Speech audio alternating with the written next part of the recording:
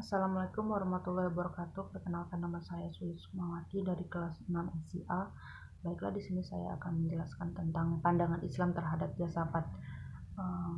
Dari dapat dipahami bahwa filsafat dibutuhkan untuk memahami isi kandungan Al-Quran sebagai sumber ajaran Islam, dan pada dasarnya keduanya akan mengantarkan manusia untuk mendekatkan diri kepada Allah. Hanya saja kalau agama menuntun manusia melalui wahyu yang diturunkan oleh Allah secara langsung, maka filsafat adalah usaha progresif manusia untuk mendekatkan diri kepada Allah Subhanahu wa Ta'ala.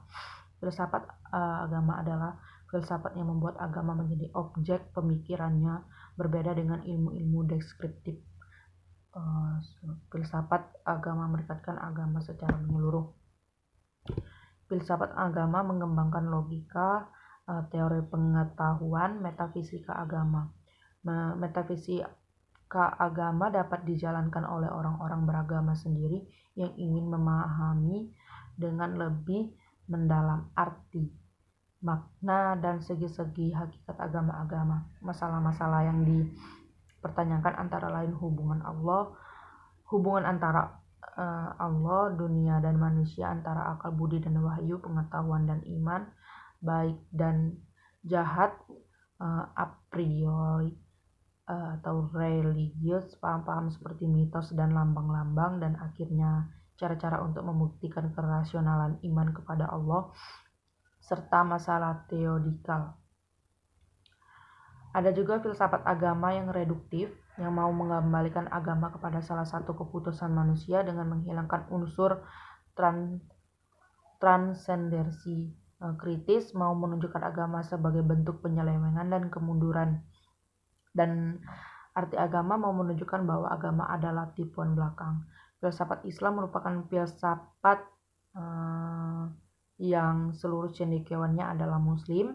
Ada sejumlah perbedaan besar antara filsafat Islam dengan filsafat lain. Pertama yaitu meski semua filsuf Muslim klasik menggali kembali karya filsafat Yunani, terutama Aristoteles dan Plato, namun kemudian menyesuaikan dengan ajaran agama Islam.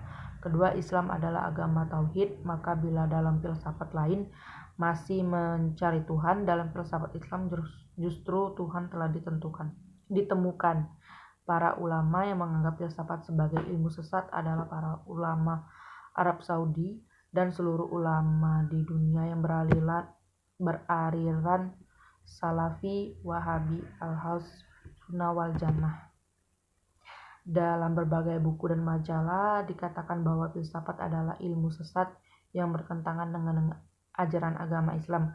Namun harus diingat bahwa definisi ilmu filsafat yang dianggap sesat adalah ilmu filsafat yang bertentangan dengan ajaran agama Islam. Imam Al-Ghazali telah menulis buku yang mengkritik filsafat dan menyatakan kafirnya sebagai ajaran filsafat. Namun kemudian Ibnu Ras, pengarang kitab Baidatul Mujtahid, menulis buku yang membantah buku Imam Al-Ghazali tersebut. Dikabarkan bahwa Ibnu Ras membela filsafat. Mungkin filsafat yang dibela Ibnu Ras adalah filsafat yang tidak bertentangan dengan ajaran Islam.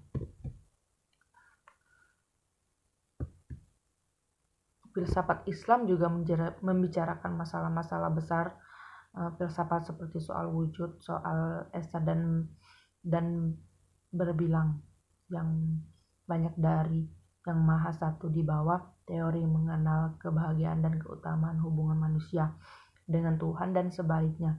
Selain itu, filsafat Islam mencakup juga tentang kedokteran, hukum, ekonomi, dan sebagainya.